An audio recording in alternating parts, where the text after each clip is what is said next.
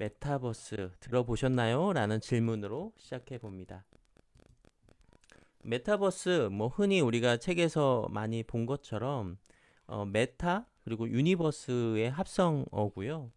초월, 가상을 의미하는 메타와 세계, 우주의 합성어로 초월적 세상, 가상의 세상이라는 온라인 공간이라는 의미입니다.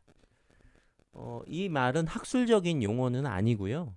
1992년 미국의 소설가인 닐 스티븐슨의 SF 소설 스노우 크래시에서 아바타라는 용어와 함께 등장했던 용어가 이 메타버스라는 용어입니다.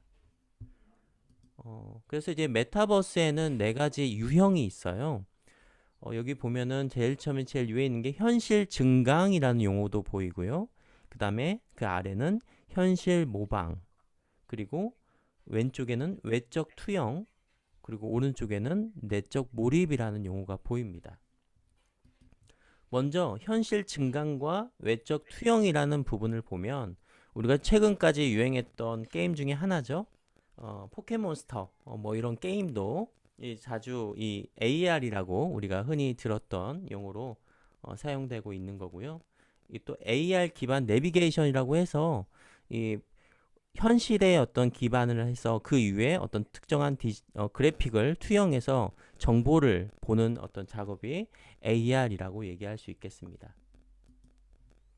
두 번째는 외적 투영 현실 모방이라고 얘기하는데 구글 어스라는 이제 웹사이트가 있어요. 그래서 우리가 실제 그 어떤 지형을 그대로 복사한 거죠.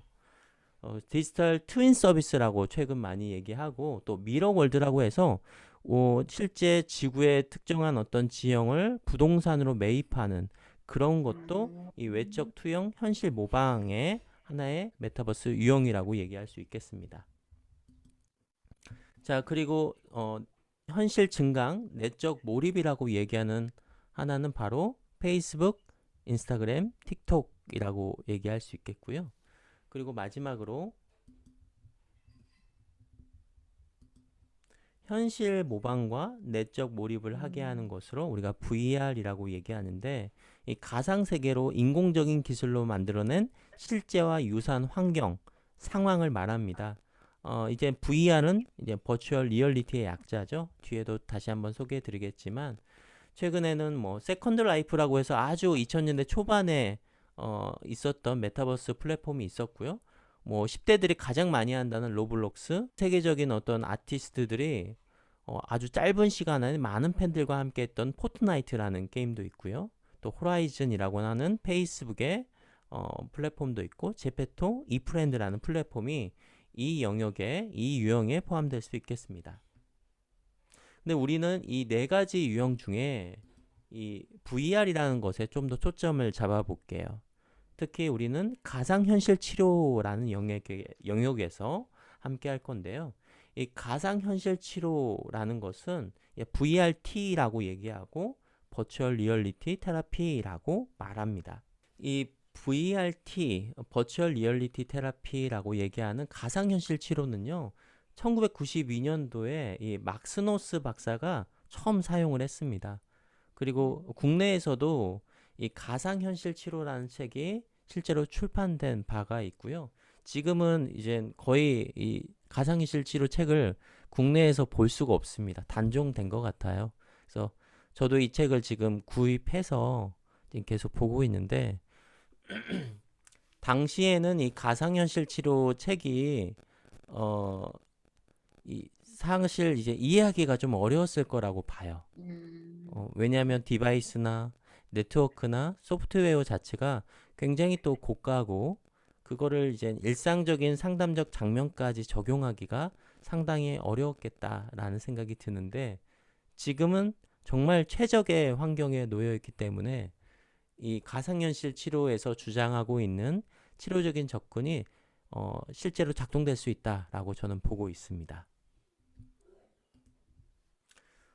1995년도에 최초의 심리장애 치료에 가상현실 노출법을 적용한 바바라 로스바움 박사가 있고요. 실제로 심리치료 영역에 적용을 한 거죠.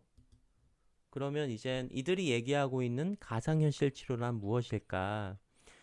가상현실 치료는 고안된 가상의 환경에 내담자가 집중하고 전념할 수 있게 하고 대인관계 갈등 그리고 여러 문제를 객관적, 중립적 관점에서 조명하고 이해하고 해결하고 대처할 수 있게 합니다. 그래서 인지적으로 통찰, 감정적인 정화, 그리고 실제로 행동적인 훈련을 할 수 있게끔 돕는 하나의 접근이 가상현실 치료의 한 내용이다라고 이해하시면 되겠습니다. 그래서 가상현실 치료에서 가장 설득력 있는 정의를 뭐라고 얘기하냐면 가상현실 치료는 몰입을 유도하고 상호작용하게끔 하고 상상을 하게 한다라고 정의되고 있습니다. 이것을 가상현실 치료의 세 가지 I 이론이다라고 설명하고 있고요. 그래서 다양한 가상현실 치료의 접근들이 있습니다. 가상현실 몰입 치료, 가상현실 노출 치료, 컴퓨터 인지행동 치료, 가상현실 인지행동 치료 이렇게 다양한 연구들이 실제로 이루어져 있고요. 특히 공포증과 불안장애, 스트레스에 초점을 두고 치료하는 이런 검증된 효과적인 심리치료의 한 방법으로 소개되고 있습니다. 이 외에도 중독 치료 및 예방과 다양한 정신장애 개입에도 이 VRT가 사용되고 있습니다. 그래서 지금부터는 이제 가상현실 치료를 조금 더 한 걸음 더 나아가서 자세히 살펴보려고 하는데요.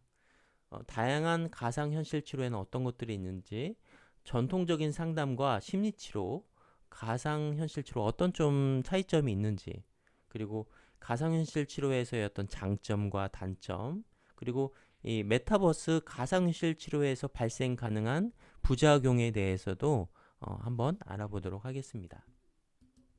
먼저 가상현실 치료는 전통적인 인지행동 치료와는 좀 달리 가상의 환경, 우리가 컴퓨터 그래픽으로 만든 가상 환경을 좀 조정할 수 있습니다. 그래서 내담자의 반응을 위한 자극과 자극 수준을 실제로 결정할 수 있는데요. 여기서 보면 시각, 청각, 후각, 촉각 등을 실제로 상담자가 미리 환경을 구축을 할 수 있는 거죠. 어떤 시각적인 정보들, 여기서 시각적인 정보들은 아바타 그 형태일 수도 있고 내담자가 머무르고 있는 장소가 될 수도 있겠습니다. 그리고 청각적인 건데요. 이 메타버스 가상현실 치료에서는요, 어떤 소리를 들려준 거나 또는 어떤 음악을 들려줄 수도 있고요. 지금은 조금 디바이스나 이런 게 지금 보급되기가 어려운 상황인데 추후에는 어떤 후각적인 냄새죠. 냄새에 대한 어떤 디바이스도 만들어진다고 하고요. 그리고 촉각적인 건데 실제로 이제 디바이스를 움직이는 이런 기기들이 있는데 그런 기기들을 실제로 작동시키면서 사용자의 어떤 손의 어떤 느낌 그리고 자신의 어떤 손 동작을 통해서 신체적인 경험들을 할 수도 있겠습니다. 최근에 이런 촉각적인 디바이스에서는 온도도 느낄 수 있고요. 진동도 느낄 수 있겠습니다. 그리고 아직은 보편화되기 어렵고 가격이 상당히 고가지만 이 바닥에서 우리가 발을 움직이면 일정한 공간으로 이동할 수 있는 그런 디바이스도 만들어질 예정이라고 합니다. 하지만 이제는 이게 워낙 지금은 고가이기 때문에 이런 디바이스에 대한 한계가 분명히 존재합니다.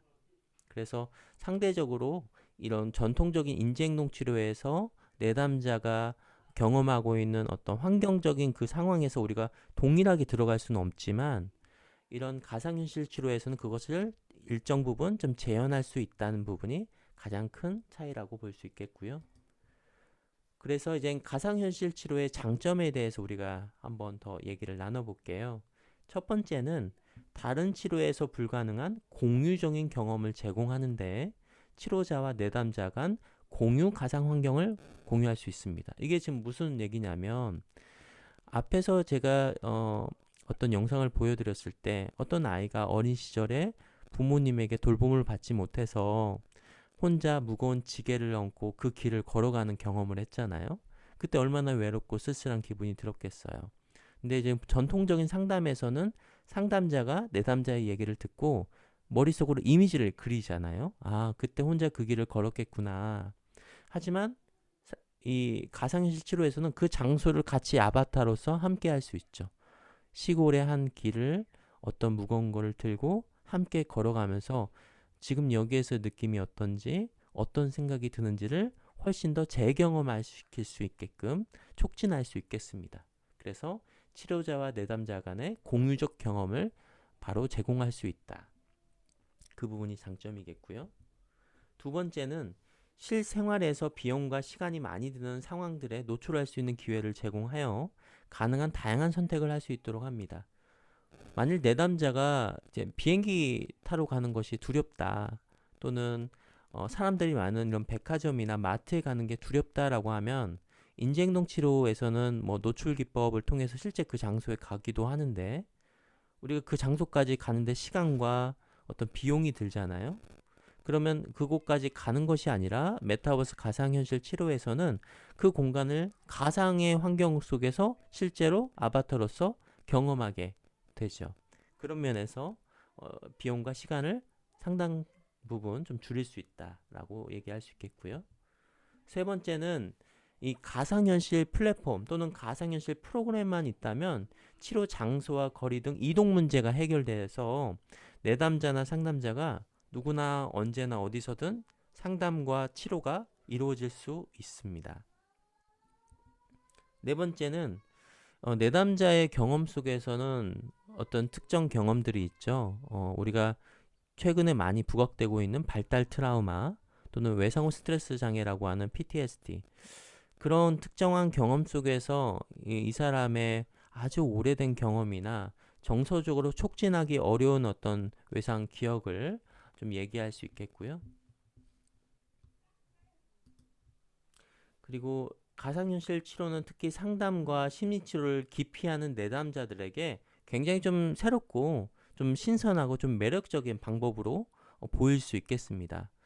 특히 청소년들에게는 이 메타버스 플랫폼 그 자체가 뭐 상담이라기보다는 하나의 게임처럼 좀 느껴지는 부분이 있어서 우리가 초반에 상담자가 내담자와의 관계에서 라포 형성이라고 얘기하는 신뢰적 관계를 형성하는데 상당 시간의 시간과 노력이 들어가는데 그런 부분을 많이 줄여줄 수 있을 거라고 기대가 되고 있습니다.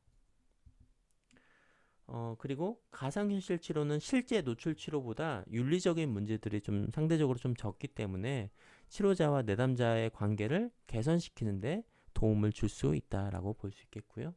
왜냐하면 노출 치료를 하다 보면은 상담자와 내담자가 본의 아니게 좀 이중적 관계를 좀 맺거나 또 본의 아니게 상담적인 어떤 장소에서 벗어나 특정한 어떤 지역으로 가는 장소로 가는 와중에 치료와는 상관없는 상담과는 상관없는 그런 이중적 관계에 머무를 수도 있는데 혹여나 그런 윤리적인 문제들을 이런 온라인 플랫폼, 메타버스 플랫폼을 통해서 많이 줄여줄 수 있다라고 생각이 듭니다. 반면에 이런 좋은 점만 있지는 않겠죠. 분명히 단점도 존재합니다. 비용이 많이 들고요. 이게 하드웨어, 우리가 디바이스라고 얘기하는 그런 기기도 상대적으로 가격이 비싼 편입니다. 제가 지금 사용하고 있는 이런 디바이스, 이게 오큘러스 퀘스트라고 얘기하거든요. HMD라고 합니다. 헤드 마운티드 디스플레이라고 얘기하는데 이게 지금 한 4, 5년 전에는요. 이 동일한 어떤 디바이스의 성능의 어떤 기기가 한 3, 400만 원 정도 했어요. 근데 지금은 이 오큘러스 퀘스트 같은 경우에는 40만 원대 초반이고요. 예전에는 이게 64기가 용량이 64기가였는데 지금 동일한 가격으로 128기가의 디바이스를 같은 가격으로 살 수 있습니다. 그 말은 점점 가격은 저렴해지고 사람들이 흔히 구입을 할 수 있을 정도로 가격은 점점 저렴해질 수 있겠다는 게 이제 현재 현황이고요. 그럼에도 불구하고 이런 가상 환경을 만드는데 비용이 들어간다는 한계점이 분명히 존재합니다. 두 번째는 어떤 게 있냐면 상담 과정 중에 갑작스럽게 소프트웨어나 하드웨어 상에서 고장이 발생될 수 있겠습니다. 우리 갑자기 전기가 확 나가버리면 이 네트워크도 문제가 생길 수 있겠고 또 만일에 충전이 되어 있지 않은 어떤 컴퓨터라면 충전이 되어 있지 않기 때문에 그 과정이 중지될 수 있겠죠. 그런 발생 가능성이 있겠고요. 세 번째는 내담자의 외상 경험에 맞춤형 가상 환경이 필요하기도 합니다. 내담자가 경험했던 가상의 어떤 외상적 장소나 외상적 어떤 경험을 촉진할 수 있는 어떤 소리나 그런 것들의 맞춤형으로 이루어질 수 있는데, 지금 여기 소개되고 있는 것 중에 하나는 과거에 우리 VRT라고 얘기했던 그 장면은 대부분 실제로 정형화되어 있는 프로그램입니다. 근데 우리가 지금 하고 있는 메타버스 플랫폼은 그 장소나 아바타나 이런 게 굉장히 유연하거든요. 과거에 있었던 이 VRT 가상현실 치료는 내담자가 치료하는 때까지 오기도 했어요. 병원에서 이런 경험을 하면은 내담자가 와서 디바이스 쓰고 실제로 치료적인 경험을 하는 거죠. 그런데 지금은 메타버스 플랫폼이 있다면 어디서나 네트워크와 디바이스와 또 이런 컴퓨터만 있다면 누구든지 그런 가상의 공간을 연출할 수 있고 실현화시킬 수 있는 거죠. 네 번째는 가상현실 치료 사용 경험에서 발생할 수 있는 부작용과 후유증입니다. 예를 들어서 가상현실 노출 치료의 경우에는 때로는 디바이스의 어떤 특성이나 소프트웨어 어떤 특성에 따라 메스꺼움, 멀미, 편두통, 플래시백이라고 얘기하는 어떤 특정 장면이 계속 뭔가 비춰지는 듯한 모습들, 그리고 낮은 각성, 전정기관 이상, 우리가 이제 귀 속에 달팽이관이 있죠. 그래서 평행 어떤 능력에 대한 불편함 등이 나타날 수 있다는 부작용과 후유증 등이 있을 수 있다고 보고되고 있습니다. 그 다음으로는 가상현실 치료 프로그램의 추가적인 개발의 어려움인데, 이것도 이제 과거에 가상현실 치료 프로그램들이 정형화되어 있었어요. 그래서 그런 면에서는 추가적인 개발이 어렵다라고 여기서 보고되고 있지만, 지금은 굉장히 좀 유연하고요. 그 개발되는 그 개발 프로그램도 굉장히 좀 쉬워져서 그런 개발되는 비용이나 시간을 많이 단축할 수 있게 되었습니다. 앞에서 얘기했던 내용이 좀 반복되고 있는데요. 그래서 이런 가상현실 치료에서 자주 좀 등장하는 것이 이제 멀미 증상인데, 우리가 얘기하는 인지 부조화 현상이라고 얘기할 수 있겠습니다. 몸은 멈춰 있는데 디바이스 속의 어떤 특정 장소가 이동하게 되면 내 몸의 정지 상태와 화면 속에서 움직이는 어떤 아바타의 모습이 이렇게 일치되지 않아서 어지러움증, 멀미 증상을 호소하게 됩니다. 근데 이제 이런 발생 가능한 부작용들이 최근에는 오큘러스 퀘스트라는 이런 프로그램에서는 이 어지러움증을 상당하게 좀 줄일 수 있는 방법들이 많이 구현이 되어 있어요. 그래서 지금 나와 있는 이런 레퍼런스에 대한 내용들이 좀 과거의 레퍼런스죠. 그다음에 지금은 이런 부작용이나 어지러움증 등이 많이 개선되었습니다. 그래도 이제 혹여나 내담자들이 경험할 수 있는 부분이 있다는 것은 알고 계시면 좋을 것 같습니다. 또한 이런 메타버스 플랫폼 안에서 우리가 이제 저희 마인드브리지에서는 상담과 심리치료에 좀 최적화된 메타버스 플랫폼을 개발하고 있고요. 그 외에 이제 많은 상담자들이 최근에 관심 갖고 있는 게 이프렌드나 제페토에서 상담을 시도하려고 하고 있어요. 그런데 이제 그분들이 이제 놓치고 있는 것이 있거든요. 예, 그런 부분을 좀 확인하시면 도움이 될 거라고 봅니다. 첫 번째는 개인 간 상호작용, 상호관계에서 개인 간 문제들이 발생될 수 있겠습니다. 이게 지금 무슨 소리냐면, 제페토 플랫폼이나 이프렌드 플랫폼이 들어가면 나와 상담자만 딱 그 공간에 들어가는 것이 아니라 다 공유된 장소 속에 들어가거든요. 그러다 보니까 상담과 상관없는 어떤 사용자 간의 어떤 교류도 부득이하게 일어날 수도 있겠고, 또 아바타가 특정 장소까지 이동하는 과정 중에서도 어떤 문제들이 일어날 수도 있고, 또 떤 사용자가 상담하고 있는 과정에서 누군가 그 상담 내용을 특정 장소에 같이 공유된 장소에 있다면 그런 프라이버시에 대한 침해 문제도 분명히 발생될 수 있기 때문에, 그런 면에서는 뭐 비밀방이나 이런 기능을 사용하는 것이 반드시 필요하겠고요. 또 헌법 제17조 사생활 비밀과 자유라는 내용을 보면 이런 메타버스의 어떤 양적 질정의 상당 수준의 개인정보들이 드러나기 때문에 이런 개인정보들을 어떻게 처리할 것인가에 대한 문제들도 대두되고 있고요. 그래서 이런 특히 개인정보 보호에 대한 논의가 메타버스 플랫폼을 그대로 사용했을 경우 우리 상담적인 접근에서는 매우 좀 중요하게 논의할 부분이 있겠습니다.